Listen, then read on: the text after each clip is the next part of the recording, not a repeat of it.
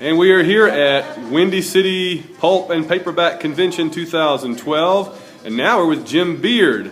Jim, how's the convention going so far? Great. I just spent all my money. That's always a good thing. Okay. First question, what inspires you and what creative things are you enjoying now? What inspires me as far as pulp goes?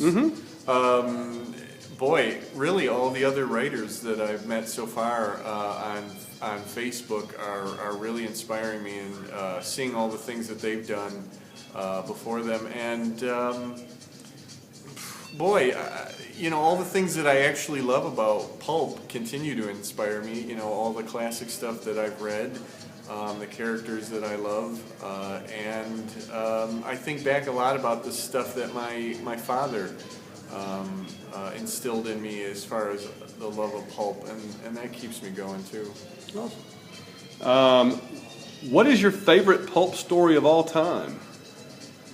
Wow, you're going to make me answer this one. Okay, well,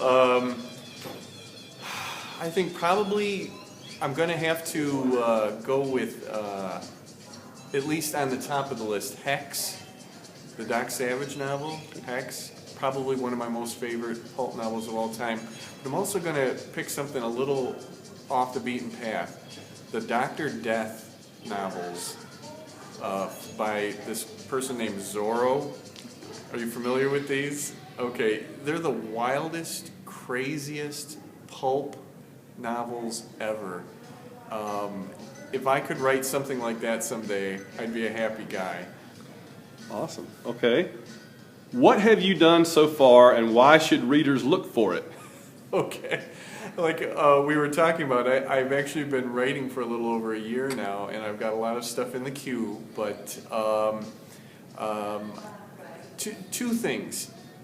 I think that I'm a very traditional pulp writer, and I think that if you're looking for pure pulp, you're going to get that out of me, but I think I'm also going to throw in some hopefully inventive ideas that are going to put a little twist on it, but I'd be very, very happy to be a traditional pulp writer and give people those tropes, and if you want to call them cliches, well, let's call them, call them what they are.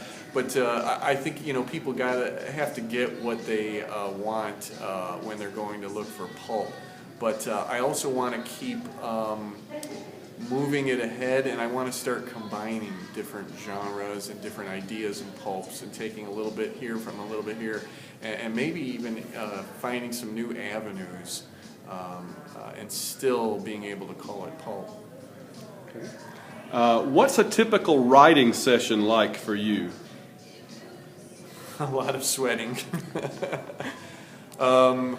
Boy, you know what? With me, it's catch as catch can. Right now, I'm a part-time writer. I have a day job, and literally, if I'm in the middle of a project and I have a deadline, it's going to be sit down and write whenever I can sit down and write. But it's mostly going to be that it's going to be quiet. I don't tend to play music or anything like that. I might shut the door in my little studio and really just kind of concentrate.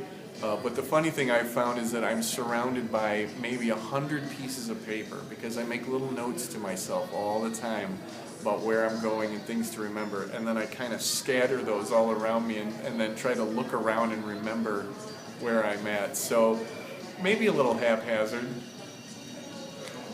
What were your main influences coming up as a writer? Definitely Lester Dent. I've been thinking about this a little bit more recently, that when I'm writing, and I'm not going to compare myself to Lester Dent, but I think that what I'm doing is along those lines, as far as his cadence, his choice of words, and yeah, I think that's pretty much the way to describe it. I love Doc Savage, it's always been my favorite pulp stuff, and again, he's probably my biggest inspiration, and who I might try to model myself after. And finally, what's the next project we should see from you? Good question. I think it's going to be a book with Airship 27. called Sergeant Janus Spirit Breaker.